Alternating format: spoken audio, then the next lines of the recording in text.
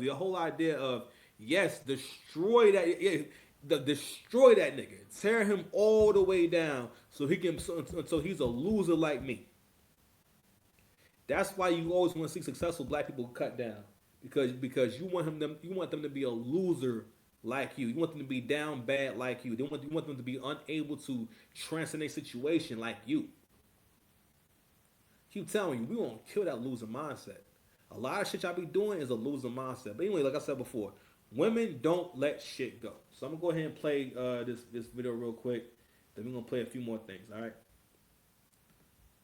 She says that Combs allegedly raped her on her living room floor. Not long after she said this, she testified to going through trauma therapy and rehab in 2023. That's when she broke down crying, talking about having suicidal ideation. She talked about letting out all of these feelings and reliving what had happened to her through trauma therapy and writing things down in the form of a book. She told the court that she wanted Combs to read it because she wanted him to know what he had done to her, and she choked up saying that she just wanted him to understand. Cassie told the court that she had at one point told her husband Alex that he could raise the children without her and that she didn't want to live with this pain anymore. On Cassie's second day of testimony, she sat through hours of questioning while very heavily pregnant, but for the most part, she kept her composure and was very calm. That sort of cracked a little bit when she struggled to get through an account in 2018 after she and Sean Combs had broken up, when she says that Combs allegedly raped her on her living room floor. Not long after she said this, she testified to going through trauma therapy and rehab in 2023. That's when she broke down crying, talking about having suicidal ideation. She talked about letting out all of these feelings and reliving what had happened to her through trauma therapy and writing things down. So I was saying before, um, because we've seen the actual footage, because those were receipts, right? That was a horrific video with her and Diddy having that physical altercation and what he's doing to her. I believe he should be answering for that. But the conversation, that testimony is not about the physical abuse. The only thing she should be talking about is the physical abuse that he was putting her through, because that's legit and that shouldn't have happened. What she gets into in this testimony is about the basically the sexual acts that were going on between these people. In particular, she tells a story about basically Diddy hiring a professional, right? A male professional, sexual professional, to urinate, where she eats her food at, right? And she goes into a lot of explicit details about all these different things that went on. So, and ironically, these messages, I guess these came out. So before I read the messages, I'm gonna go ahead and read some of these comments, right? And this is how women keep other women from leveling up, doing better in life. You know what I mean? Improving all types of stuff. Like I said before, I do think that the actual crimes. You know what I mean? Anything that if you know what I'm saying, if it was against her will, but mostly again the physical abuse, he needs to answer for that, and he should be held accountable for that. But somebody wrote in the comment section, grooming, making her feel in control, and he's not stupid. So he purposely texts you, you choose, and call him. He knows exactly what he did right there. That's why he has his messages for proof. So this is basically, again, these are messages. I'm going to read it in a second, but I just want to read a few things for the comment section. These are messages between Cassie and Diddy, and basically what it proves is that she wasn't being made. I'm sorry, I'm sorry, I should show the screen. Sorry about that, guys. But what it shows is that she wasn't actually. Not all of it was unconsensual, because with Cassie and her story, what she's trying to basically say is that I was made to do these things, right? So what I think kind of went on in terms, because what I questioned was, what's your motivation for wanting to get into this part of the story and wanting to divulge? Because that part of the story does not make her look good at all, right? And I point out that comment I just read about when the girl saying that it was grooming, and because basically it's an interaction with Diddy and Cassie talking about linking up with with that sexual professional and getting it on again. So that's basically what it's about, right? And what this woman is basically saying is that Diddy planned this out years ago, and the reason why he put it that he let her choose is because he can use it against her later. Man, that's you can't do that. You can, and don't get me wrong, I'm not necessarily on Diddy's side, but it's like you cannot, because again, women want to have the accountability of someone's 13-year-old daughter. When you are young and underage and whatnot, right? So she said grooming, right? You when people say grooming, they're referring to someone who was very much underage and then another adult taking out time to build a relationship with that child and start having a physical relationship with that child, usually before they're of age, and and basically doing stuff with them to the point where they are groomed into being a sexual partner. But that will go on when someone's underage. Again, we're starting to kind of see, and CJ was talking about this, how society is continuing to warp their idea of what an adult is, and at what age are you considered to be an actual adult. So what people want to keep, what people are really arguing is whether or not she did so many things of her own free will. I'm gonna make this argument, and I'm gonna keep saying this. The same way that you can accept that a dude who keeps going to jail, has been in jail, probably has a proclivity for high risk activity. That maybe might be crimes, it might be hurting someone, but mostly crimes, right? Right. You can accept that. You know what I'm saying? If a nigga's not meant for being a high level professional, you can accept that. If a nigga's not meant to be a bodybuilder, you can accept that. If a nigga's not meant to be a ladies' man, if he's not meant to be the most respected in his neighborhood, you can accept that. If he's not meant to drive nice cars, you can accept that. Everyone accepts what kind of men are, or what the limitations are. But people have grown to the point where they can't accept who women actually are. Women can do what they want to do. These people are free. Okay? Someone else also made a point that you can't force someone to do things they don't want to do for 12 years. Smite writes, you can't make somebody do something they don't want to do for 12 years. Ask my girl. I still don't wash dishes. Now, that was a joke and whatnot, but but that's real talk. So in the message, right? Let me open it up for y'all. Pause. It says, I miss you already. Me too. When do you want to freak off? LOL. That's crazy. Oh, so he called the freak off. I was trying to figure out who's calling the freak off. And the blue says, "LOL. I'm just going up to change. I'm always ready to freak off. LOL." And so I'm guessing Puff is in the gray. So Puff says, "You tell me the day you choose." She says, "It can be whenever." He says, "Name the night."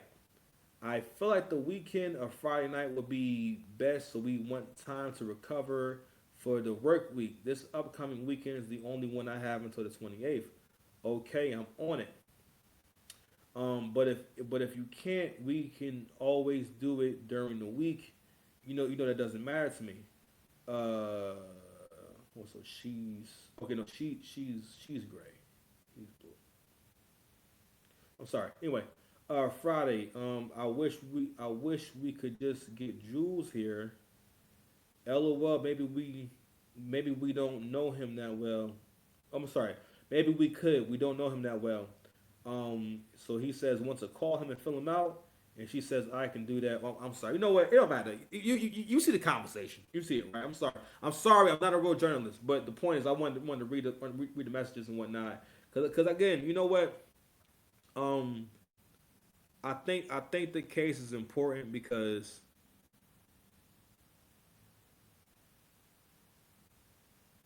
this has been going on for a while. I mean, for the most part, Diddy mostly paid her to not ever talk about this stuff. I'm not sure if it was a legal obligation and whatnot. Like I said before, it makes way more sense. First of all, the trial is supposed to be about sex trafficking, baby oil, and mostly sex trafficking. It's supposed to be a RICO slash sex trafficking case. And it just dawned on me, like, why is Cassie testifying for this trial, and why is she going into detail about their sexual escapades? And but those messages prove that that part of it wasn't something that was completely just unconsensual. You're trying to rescind consent, which is dangerous. That's the same as you have a birthday and I give you a $500 gift card for your birthday. Like, oh my God, Six Pass. He gave me a $500 gift card. Oh, thank you so much. Wow, thank you. That's so nice of you. And then a year or two later, we have a disagreement about who's the best MCs, Biggie, Jay Z, and Nas. And then I take you to court for the $500. And when I get to court, I say, I don't know how he got it, but he got a $500. I had a $500 gift card, and somehow he got it. And at first I couldn't accept that he had my $500 gift card, right? And after a while, I said, he can have it. Then I realized, it's not right for him to have taken my gift card. So here I am now, Your Honor, and I am suing for the amount of $1,500, and I would like for him to give me $150 every month for the rest of my life. That's what that's like. So again, like you even getting to where, because you gotta realize that when women understood that not only can they get away with doing damn near whatever to a man, now they can use the fact that she can use the fact that you guys have had sex against you. She can at any point just say, nah, I didn't consent, or nah, I actually didn't want to do that. So also, I gotta realize in these situations right here, this is attention. Y'all be forgetting that Cassie wanted to be a superstar. She thought that Diddy was gonna make her a superstar, and that didn't happen, right? And it's seemingly. I think part of it was, you want the attention. I'm like, she is about to pop. She's about to have a baby right now, and she got up there to testify, not on the physical abuse, but on basically y'all romantic situation. You know what I'm saying? But I wanted to play a video of the real victim in all this. All right, the one that I really feel for in all this. You know what I mean? Where's the video at? I feel like you should. No. Oh boy, where's that video? Is it over here? Where's my guy at? Let me see if it's right here. Let me see if it's right here. Cause this one right here, he's really the victim, man. In this whole thing, this whole shit. Got my shorts. Oh no.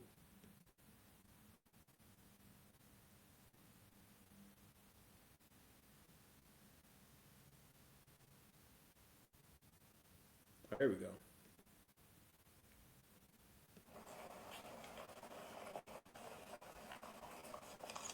Fair use.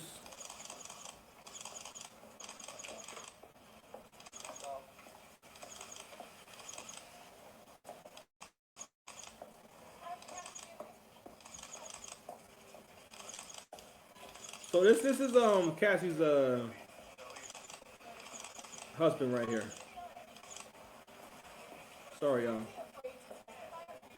So this is after she's testified. You know what I'm saying? I believe. But either way,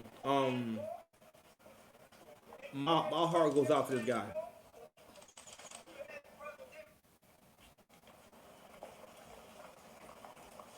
I'll play it again. Oh, let's see what it says. Oh, okay, Cassie Ventura's husband, Alex Fine, seen leaving court after opening arguments of Diddy trial. Oh, so he walked out. He had to walk out. Like I said before, she got into graphic details about the nature of her and Diddy's relationship. So obviously, some of this stuff her husband didn't know, and I want to get into why he didn't know, and why she was willing to get up there and talk about this.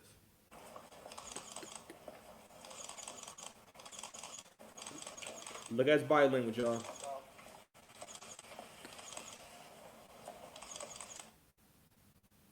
That yo, you can feel through the screen. First of all, he about to break down. He is really uncomfortable. He is extremely bothered. Extremely bothered.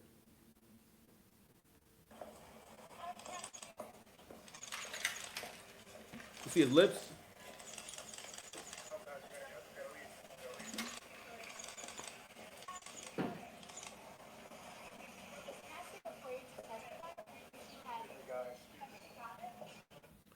So the reason why I say that he is the victim in all this because again, when you meet women at a certain age, that's another reason why like men want younger women. When you meet her in her 30s, yo, she could have had all these experiences, and this is the point that CGA brought up too about how like when women are really attractive, they're more likely to have had a lot of experiences or just the various or experiences of various um there's different experiences. I put it like that. And a lot of times, they'll probably have dated an older guy. You know what I mean? The prettiest girls. I would say, yo, if you were an older guy and you want to date young girls, go for the really pretty ones. Because the really pretty ones are more likely to have already experienced an older guy already. So they understand more, and also older guys are more because different guys are going to pursue them because they're really attractive. So that's not going to be as weird to them versus a woman that doesn't get that much attention. She may not have ever been out with an older guy. You know what I mean? But anywho, in his mind, when he got with her, he probably was thinking like, "Yo, I took Diddy's girl. She mine now." Because I believe he started off as a trainer. So you got to realize trainers can be barely making it. They could be poor or they could be successful. But definitely not millionaire successful. And a lot of times, again, they could be they could be maybe doing okay, but for the most part, training has always been good as a side hustle, not something that you do all day long. There are some people out there before YouTube who would train clients all day long. And I guess they still out there, but it's just like the industry changed. That people do not need a personal coach as much as they did before. If anything, people need someone with them to help them not eat so goddamn much. You eat the wrong things. That's always been my main problem. You know what I'm saying? But anywho, you see my whole neck, nigga. You see my chin. You see my chin. Yeah, you see my chin. You see my jaw. You see my jawline, nigga. Anyway, um, the reason why she's up there, cause I would ask, I would think, isn't your marriage worth more than all this? She's in a marriage. She's in a marriage and about to have a kid. Just for the sake of your relationship, for the sake of honoring your husband, why would you want these most intimate details to come out? Because it got graphic, from what I understand. Super graphic. And her angle was, I hated all this, and he made me do all this. Right? But of course, now we have this message that leaked, and that's not that's not exactly true, right? But the reason why she's up there is because she wanted to get back at Diddy, because women don't let shit go. She's up there for revenge on the fact that he thought that he was gonna make her a superstar, make her she probably thought she was gonna be as big as Beyonce, right? As big as Madonna, right? She probably felt like they were supposed to have kids together and get married and stuff like that. That never happened, right? All that stuff. And you would think that she has a new life and everything. She's up there about to pop, right? And she chose to go up there and give Vontae that information, even though it makes her husband and it makes her look really nasty and crazy. It makes her family look crazy. But she did it because women cannot let shit go. And modern women, they think a part of them again because for her, this is the best part of the movie. She planned this part of the movie. She gets to go to trial again and be a part of destroying. Specifically paid her to never speak on these things, and here she is at trial, still speaking on it. Fucking crazy. But anyway, that's all I got, man. That's all I have, man. That's the longest show we done in a while. I gotta go ahead and get back to these shorts, man. Your body. If you love me, let me get your body. Subscribe to the channel, man. I'm gonna see y'all soon, man. I love y'all. Peace.